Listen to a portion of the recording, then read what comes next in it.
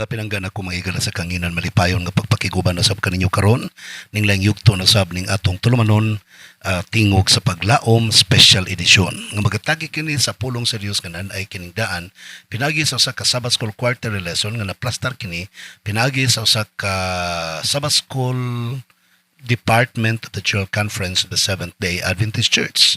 Mga pinangga ko mga kaigsuonan, ang atong suhito nga pagadugukan karon nagkanayon Urban Ministry in the End of Time. Ang buluhaton sa syudad sa katapusang panahon. Apan sa dipata mo padayon sa unahan mga kaigsuonan ako ipabalukan ninyo nga karong adlaw kauban ko ninyo dinhi sa Upper Buracan Proceso Alboro Elementary School alang sa usa ka special Sabbath fellowship. Usbon ko Proceso Alboro Elementary School Upper Buracan Bonifacio Misamis Occidental. So dinita magkita magkuyog mga kaigsuonan alang sa usa ka special Sabbath fellowship. See you here mga kapamilya ang Ginoo magapanalangin kanatong tanan ang Dios magauban kanimo ug kanako. Okay mga pinangga ko mga kaigsuonan padayon ta sa ato ang pagatun-an karon Urban Ministry in the End Time apan sa pagpadayon dapiton sa nato ang balang espiritu sa pagpataliwala kanimo kanako. Magampot ta. Dalaygon og balaan namo nga Dios kana ikaw sa mga langit daghang salamat Ginoo sa mga panalangin sa pagpakiguban mo kanamo. Dios ikaw nga walay katapusan makagahom sa nga tanan. Imo unta ipadayon imong pagpanalangin kanamo tanan labi na sa mga naminaw. Kaalam nga langit nun ibububo kanamo ang sabot ug ang pagpasabot sa imong pulong. Mao tay makaptan o makuptan sa tanan. Panalangin ang mga naga-sponsor, mga donors, ihatag kanila ang panalangin gikan kanimo Ginoo. Ang mga nagbalatian ayaw inton kalimti, ayuha sila, tambali sila o himuha silang takos sa imong kingharian sa mga langit. Amahan kaming tanan. Tagay kami kaayuhan sa panglawas ug kalag. Labi na gyud sa among pagpakigsandurot kanimo karong adlaw sa pagsimba namo kanimo. Ang tanan nimong mga katawhan sa buknong sa yuta. Sa tanan nimong mga magbubuhat sa organized church sa Seventh-day Adventist Church sa worldwide, ikaw magapanalangin. O ikaw dawat ka namong tanan kauban sa tanan mga naminaw karon kini mong gilaw man madawat pinagi sa ngalan ni Hesus. Amen. Okay mga pinanggan ako mga kapamilya kaigsuonan ang ato ang suheto na usbon ko lesson number 12 na ta karon Urban Ministry in the End Time. Ang ato ang memory text makita nato sa nagkanayon dinhi mga pinangga ko mga kaigsuonan dinhi sa Jeremiah 29 verse 7. Okay? Sa Jeremiah 29 verse 7 mga pinangga ko mga kaigsuonan, seek the peace and prosperity in the city to which I have carried you into exile. Pray for the Lord for it, because it is proper. If it prospers, you too will prosper. Jeremiah 29 verse 7 sa New International Version. Kamo magigala ang background ani nga verse kano nasulti ni sa Ginoo. Mao ni katong pagpalaya sa Ginoo sa mga katawhan sa Juda o sa katawhan niya nga paingon nga mahimong ulipon didto sa Babylonia. Ang tugon sa Dios na naman mo sa Babylonia, dakong syudad sa tibok kalibutan, matod pa niya pangitaan ninyo ang kalinaw diya. Og ang prosperidad sa syudad nga diin syudad nga akong gidad-an kaninyo. Pag-ampo kamo alang niana, alang sa kalampusan sa maong syudad, kay kung mulampos ang syudad, kamo usab magmalampuson. So atong nasabtan mga pinangga ko mga kaigsuonan nga ang Diyos sa ulahing mga adlaw adunay concern sa mga kadakbayanan. Doon na siya pagpakamana sa syudad, dili tungod sa mga manindot nga matalan-aon sa syudad, dili tungod sa kahilayan sa syudad, pero tungod sa mga katawhan nga nagtapok sa syudad mga kaigsuonan. Sa Pinadayag Kapitulo 14, versikulo 6 sa New King James Version, gipahibalo sa Dios that the three angels' message call for the gospel to be preached to every nation, tribe, tongue, and people. So, asa man ang dakong duot karon sa mga katawhan nga didto iwali ang may balita? Asa ang duot karon sa tanang mga katawhan nga tuad dito mga kaliwatan, tuad dito mga sinultihan, tuad dito mga pinulungan, nagkalain-lain. Don't forget that the city is a multicultural place. Abi ninyo mga pinangga ko mga kaigsunan nitong year 2007 sa linang United Nations, doon ay statistical expert nga nagdeklarar nga ang sa pinakaunang panahon sa record nga gi-record sa history, nagkanayon nga ang mayoriya sa katawhan sa kalibutan karon naa nagpuyo sa metropolitan. Og kumusta ang atoang urban ministry mga pinangga ko mga kaigsunan? Kumusta ang atoang concern as a Seventh-day Adventist Church sa mga kadakbayanan? Daghang mga nasod karon mga kaigsunan nga diin dunay Seventh-day Adventist pero ang accomplishment tuwa sa kabarangayan, tuwa sa mga kabukiran, because we are afraid to penetrate the city. Dugangan pa gyud sa usa ka fanatic nga kampanya to leave the city now. No, it's not yet the time to leave the city. Dili pa panahon ang pagbiya sa syudad karon mga kaigsunan. We need to dwell in the city and do our task that God has assigned on us in the city. Ang Ginoo dunay buluhaton nga gihatag kaniya kanato mga kaigsunan niini nga syudad. You look at Paul. Si Paul mga kaigsunan, may suhot-suhot siya sa mga kadakbayanan ug asa ang mga syudad tuad dito ning pasok si San Pablo. Sa buhat kapitulo 18 mga kaigsunan and so forth until from verse 1 to verses 28. Kamo na lang magbasa din mga kaigsunan. Pero tagaan ta mog sample. Mubasa ta until verse 3. Nagkanayon. After these things, Paul departed from Athens and went to Corinth. Imagine na, Athens to Corinth. And he found a certain Jew named Aquila, born in Pontus, who had recently come from Italy, with his wife Priscilla, because Claudius had commanded all the Jews to depart from Rome. And he came to them. So, because he was of the same trade, he stayed with them, and worked, for by occupation, they were tent makers. Mga negosyante sila kanang hablon, mga kaigsunan, tela. So imong masabtan din ni karon ha, from Athens, it's a large city, to Corinth, another large cities. Na-meet niya mga kaigsunan si Aquila og si Priscilla nga gikan pod sa Italy, another large known country mga kaigsunan. So imong masabtan din ni karon nga the more you penetrate cities mga kaigsunan, the more God will lead you to the people nga gusto niyang ipabanding sa imuha para makatabang sa imuhang buhat mga kaigsuonan. So ato karong paghinuktok dinhi mga pinangga ko mga kaigsuonan nga ang Dios nagpasabot kanimo karon nga we need to become comfortable working in the multicultural, multi-faith context of the city. Multicultural, nagkahalo-halo ang mga batasan o ang mga kinaiya, kultura diha sa syudad mga kaigsuonan. Multi-faith, lain-lain og mga pagtulunan, lain-lain og mga belief ang mga tao dihan dapita. Kabalo ka mga pinangga ko mga kaigsuonan, alang sa imong kasayuran. Dunay gitawag og we must be ready to work in the city, in the people in the city, because that is where the people are suffering much. Kabalo kag imong yung hunaon mga kaigsuonan, no? Masaya ay biyang kinabuhi sa bukid kaysa syudad. Ambot og nganong ang mga tao ganahan magyud og syudad. Kabalo ka sa syudad na din ang mga rape, patay, druga, og uban pa nga mga butang nga makadaot sa pagbati, nga makapaguba sa mga pagbati sa mga katawhan sa Dios dinha sa maong dakbayan mga kaigsuonan. And I would like to tell you, and you should know about it. This is a fact nga ang mga katawhan sa syudad nagkinahanglan og savior, nagkinahanglan og manluluwas. Kabalo ba ka mga pinangga ko mga kaigsuonan nga ang Dios dili pwede nga manampong lang siyang donggan sa mga hilak sa mga tao diha sa mga dagkong syudad. Ang Diyos maminaw siya.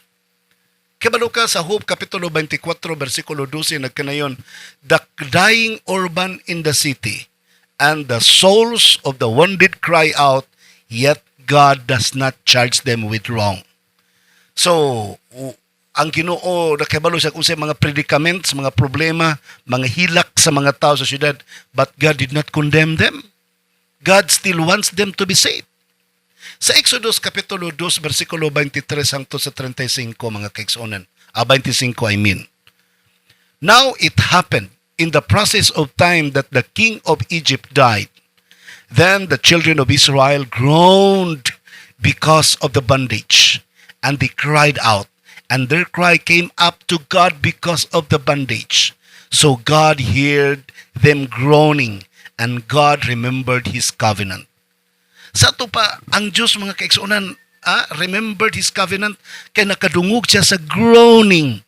Groaning, mga hilak, bagulbol, balata sa mga tao nga naa sa syudad. Dili siya pwedeng manampong lang siyang dunggan sa mga kalisdanan sa mga tao sa dakbayan. Kabalo ka, unsay nganong prone kayo sa natural disaster ang syudad? Usaon pagsuyop sa tubig, gisiminto naman nila tanan, so that the earth can never swallow the water. So unsay may tabo sa syudad, pag ulan, pag labinag ni mga dagko kayong mga monsoon rain, mga bagyo, kuban pa, ang syudad maoy mga lumos, mga kaigsuonan, sa grabe nga mga problema sa maong dakbayan. Now, unsaon sa pag-alaga o unsaon pag-penetrate o pag-work in the city, mga kaigsuonan. Doon ay parabol sa sowing and reaping nga gihatag si Ginoong Hesus sa Mateo 13.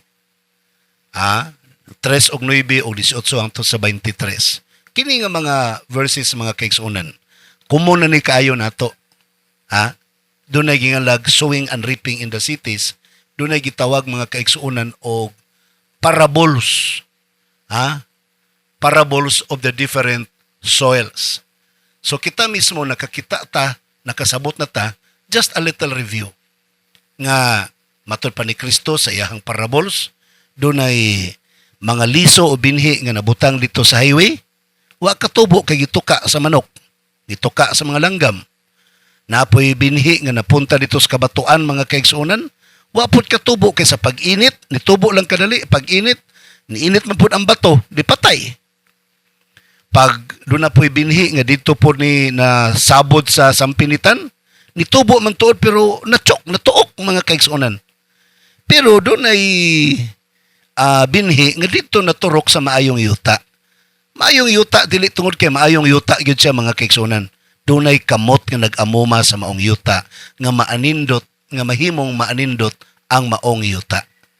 We as workers of the city, mga pinangga kong mga kaigsuonan, kinahanglan kung unsa manggaling nga klaseng yuta nga tuwa ta didto na assign diin ta nagpuyo, we must be the helping hand of Jesus Christ nga atong paninduton ang yuta, mga pinangga kung mga kaigsuonan. Atong i-culture ang yuta para ang yuta mahimong nindot nga tamnanan para makatubo ang atong mga kaigsuonan nga mudawat sa mensahe, ang mensahe makatubo diya kanila. Ang yuta, mga kaigsuonan, dili ang syudad, kung dili kasing-kasing sa mga tao nga naa sa syudad. Kung ang ilahang kasing-kasing batuon, atong tabangan, atong ayuhon, mga kaigsuonan, nga mahimo silang nindot nga yuta. Kung ugaling sampiniton ang ilang kasing-kasing, atong ay alalayan, mga kaigsuonan, nga mahimong maanindot nga yuta ilang kasing-kasing. Para kung ato na silang pugsan sa mensahe, mga kaigsuonan, mahimong nindot ang resulta o kinimutubo. Matod pa, the types of soil mentioned in the parable show the need for many different gifts to be included in reaching the cities. In the large cities, men of varied gifts are to be brought in. Lain-lain tag mga talento, mga kaigsuonan ba nato, panday, driver, pintor, doktor, nurses, kanang tanan nga mga talento nga naa nato, mga kaigsuonan, na atas sa syudad ato na silang gamiton para sa atiman sa ilang kasing-kasing nga mahimong best ground for the growth of the seeds of truth. Aron mahimong nindot nga tubuanan, tamnanan sa liso sa pagkamatarong o sa kamatuoran mga kaigsuonan. Sa Ellen White, Gospel Evangelism, page 70, matod pa niya, new methods must be introduced. God's people must awake to the necessities of the time in which they are living.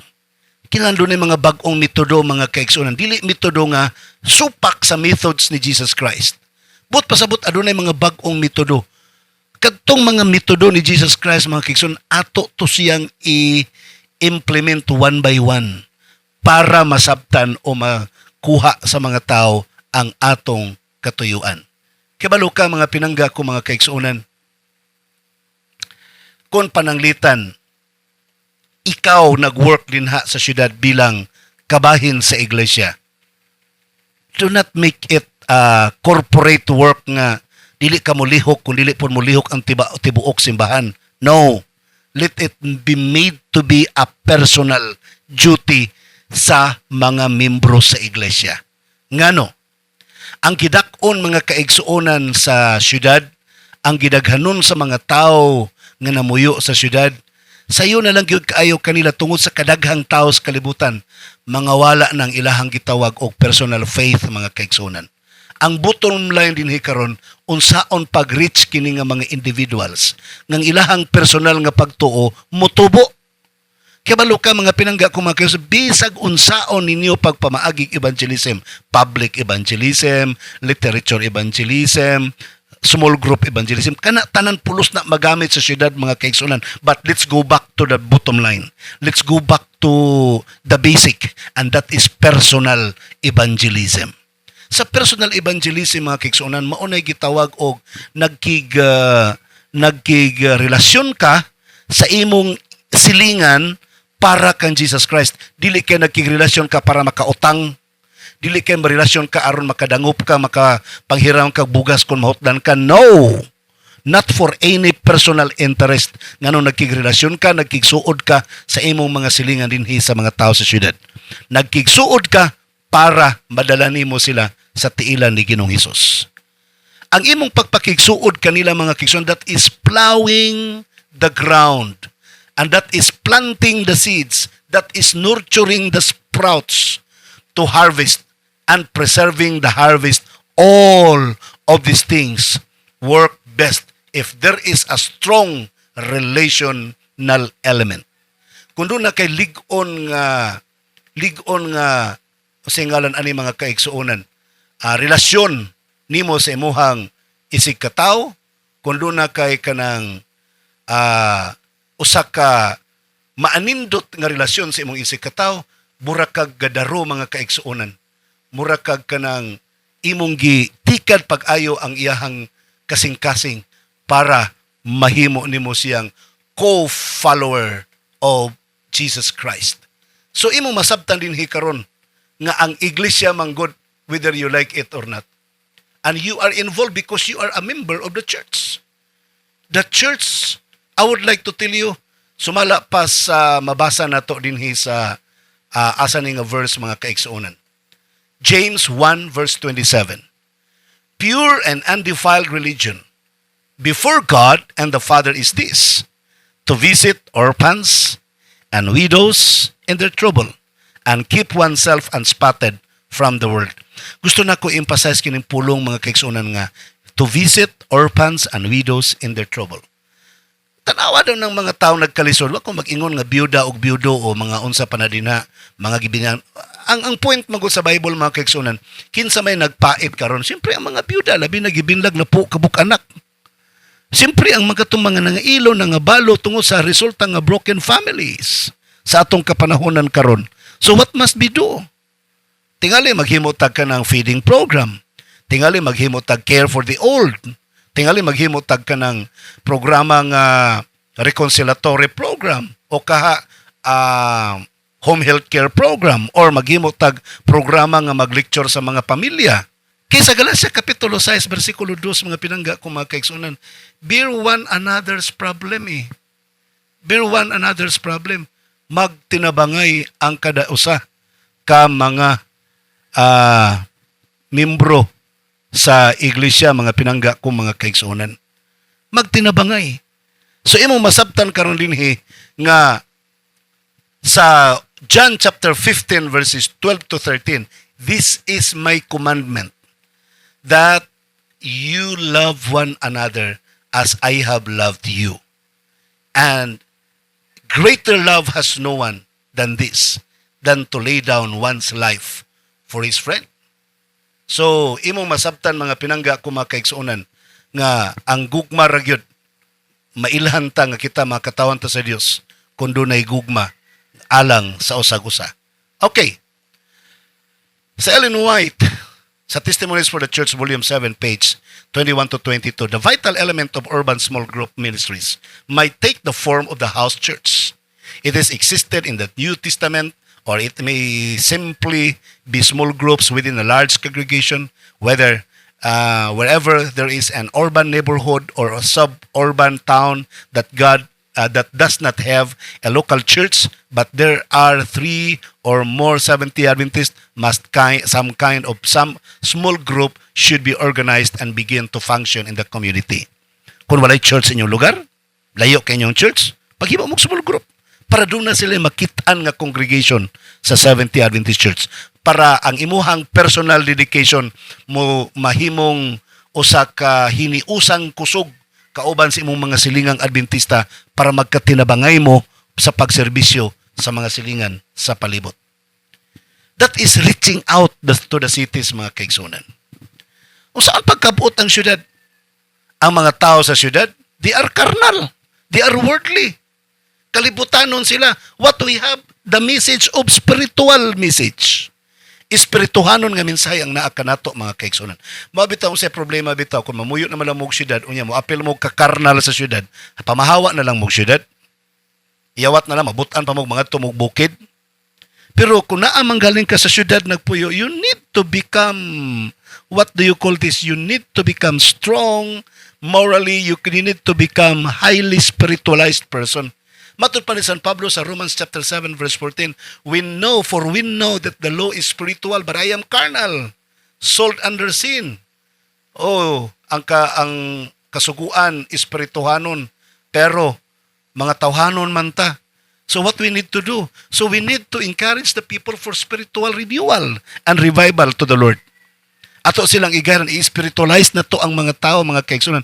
Kabalo ka, our church needs a spiritual leader. We don't need to have a political leader.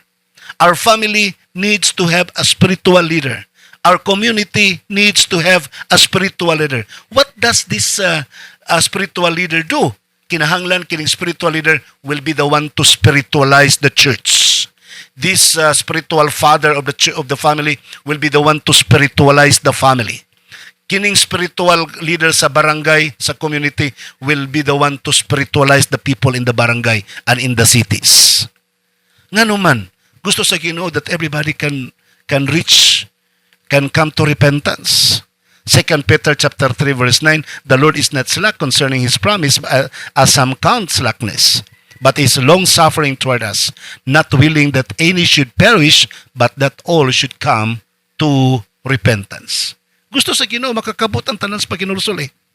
How they will come to repentance kung walay mugiya kanila mga kaigsunan sa paginulsol. Ikaduhang 1 Timoteo 2:4, who desires all men to be saved and to come to the knowledge of the truth. God wants everybody to come to the knowledge of the truth. How can they get the knowledge of the truth if no one will teach them? No one will dare to mingle with them. How can they listen if they are not His friends? O saan nila pagpaminaw kung di mo friend, mga kaigsuunan? Sa Ellen White, sa Medical Ministry, page 304, matulpan, there is no change in the message that God has sent in the past. Walay pagkabago, mga kaigsuunan, sa mensahe nga ipadala sa Ginoo sa una pang panahon. The work in the cities is the essential work for this time. Ang buhat sa mga syudad, mga kaigsunan, importante kayo sa itong panahon karon. When the cities are worked as God would have them, kung ang mga syudad, matrabahuan nato, sumala sa gusto sa Ginoo kanila, the result will be the setting in operation of a mighty movement such as we have not yet witnessed. Grabe. Kung ato yung trabahoon, sumala sa kabuton sa Ginoo ang pagtrabaho nato sa mga syudad, dako kayang resulta, mga kaigsunan, nga sukad wa ta kakita niya na nga mga resulta. Muna muhangyo ko katong mga nahinayak nag panghawa sa syudad kay ngilad inyong pananaw sa syudad. Mga influential man unta mo sa syudad, pamalik mo sa syudad. Kay dako tag trabahoon sa syudad mga pinangga kong mga kaigsunan. Wa pay alarma nga biyaan totally ang syudad. Daghan pang mga katawhan nga kinahanglan masayod sa may balita nga naa sa syudad mga kaigsunan. Sa Ellen White sa Advent Review and Sabbath Herald sa September 29, 1891 matud pa, why should not families who know the present truth settle in the cities? Katong mga pamilya nga nakaila sa kamaturan nga di man mo mamuyo sa syudad, makaila mo sa kamaturan manghawa na hinumog syudad. How dare you are? Dako kayong kada nga pagkawala sa mga katawhan sa syudad kung kitang mga nahibalos kamaturan manghawa ta sa syudad. Kamu pong namuyo sa syudad, what are you doing? Unsa po inyong gibuhat? Enjoying the internet, enjoying the pleasure of the scenes of the city. Oh my God. Brethren, I would like to tell you, we have a task why God allowed us to settle in the cities. Ellen White said, why should not this family who know the present truth settle in the cities? There will be laymen who will move into cities. Doon ay mga lay missionaries nga nagapuyo dito sa syudad that they may let the light which God has given them shine forth to others. Aron kining mga tawhana, maoy mo pahibalo sa mensahe ngadto sa mga katawhan nga naa sa syudad. Mga pinangga ko mga kaigsuonan, mag-inampuay ta. Mag-inampuay ta. Nga kita nga niya sa syudad magkinabuhi tang espirituhanon para makaminsahe sa mga tao sa palibot. Kamong wala sa syudad nagpuyo pero nakibalo mo sa kamaturan, please come and join with us in the cities para magkatinabangay ta, para ang mga katawhan sa syudad nga dakong duot sa mga katawhan atong madala si Kristo ngadto sa ilahang atubangan ug sila mo surrender sa tiilan ni Ginoong Hesus. Mga kaigsuonan, sorry kayo, wanag ito'y panahon sa pakiguban kaninyo. Ako nila'y pabalo kaninyo nga karong adlaw, kauban ko ninyo dinhi sa usa ka fellowship, family fellowship sa tanang mga listeners sa LCMFM, sa tanang mga donors, mga supporters sa LCMFM, apel tong mga nagduda, no, katong wa kasabot about LCMFM, invited mong tanan mga kaigsuonan. Dinita magkita sa Proceso Alboro Elementary School sa Upper Buracan, Bonifacio, Misamis Occidental. See you there mga pinangga ko mga kapamilyag kaigsuonan. God bless you. Okay, wa na magitay panahon usbon ko sa ngalan naman kanimo nga akong kapamilya kan Jesus Christ nga ang great provider. Kami usab ako usab ang inyong kapamilyag nimong ulipon sa pagwali sa mga balita. Pastor Israel Villiver the First magaingon kanimo malipayong adlawng igpapaulay.